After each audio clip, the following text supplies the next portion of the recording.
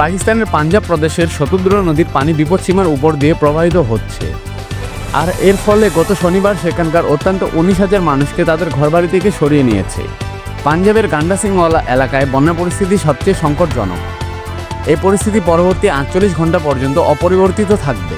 প্রাদেশিক দুর্যোগ ব্যবস্থাপনা সংস্থা আজ রোববার থেকে আগামী বুধবার পর্যন্ত ভারী বৃষ্টি পূর্বাভাসের মধ্যে বেশ কয়েকটি জেলার বাসিন্দাদের সরিয়ে নেওয়া ও জরুরি অভিযান শুরু করেছে।